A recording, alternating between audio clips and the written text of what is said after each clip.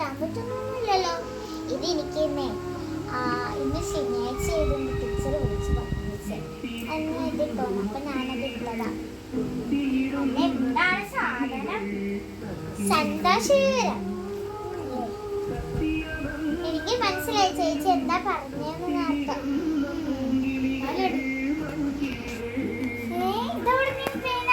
നല്ല വില ഉണ്ടാവൂലോ. 90 രൂപ. സത്യം പറയാ 90 രൂപ. എന്തിനു കിട്ടിയതാ? ഇത് ഇന്നലെ ഞാൻ ഒരു പ്രൊജക്ട് ചെയ്തു.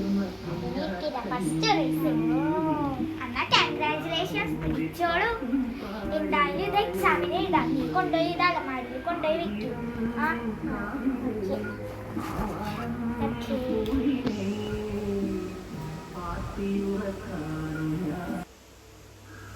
അല്ല, ഞാനൊരു കാര്യം ചോദിക്കാൻ വന്നു.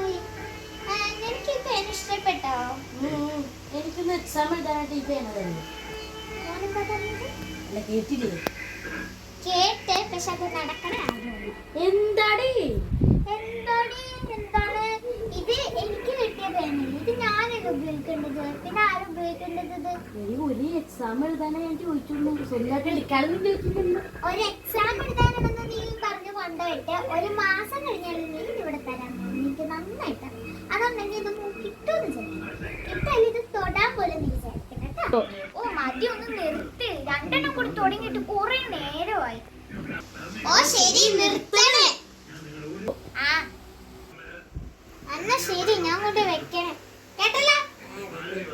എന്ത് ചെല്ലി?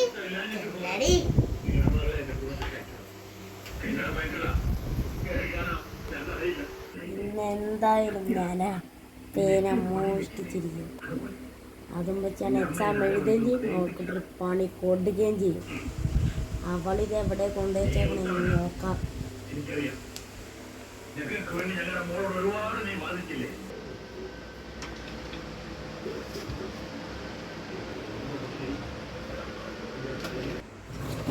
ഇതിൻ്റെ അകത്ത് വെച്ച് ഞാൻ സേഫ് ആയിട്ട്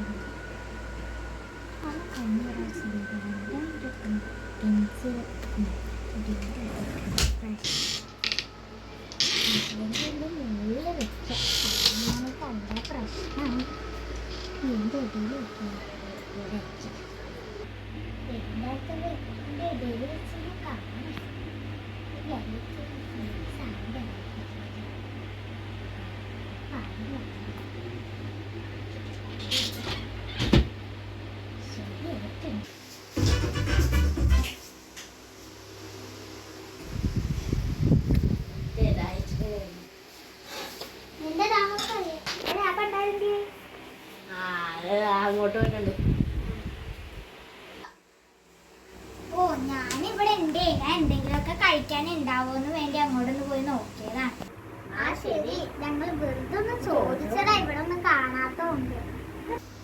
എടി നീ ആ പേന കൊണ്ടുപോയി വെച്ചോ? ഇല്ല, ഞാൻ ഇവിടെ തന്നെ അപ്പം ചുടാൻ വെച്ചു. അല്ലേ, ഞാൻ പിന്നെ അതിൻ്റെ അകത്ത് വെച്ചിട്ടുണ്ട്. എനിക്കറിയാം. സുരക്ഷിതമായിട്ട് വെക്കണം. കാരണം ഇവിടെ കുറെ പേര് അതിനെ നോട്ട് വിട്ട് നടക്കണുണ്ട്. അതാ ഞാൻ പറഞ്ഞത്. ഇവിടെ നോട്ട് വിട്ട് നടക്ക. ഇവിടെ എന്താ ചുറ്റിനും കള്ളന്മാര് നിൽക്കാൻ. എന്താണ് നിങ്ങൾ തുളിച്ചു നോക്കണത്? അതെന്നാക്കി പറഞ്ഞല്ലേ? നിന്നാക്കി പറഞ്ഞാൽ ഞങ്ങൾ പറഞ്ഞോ?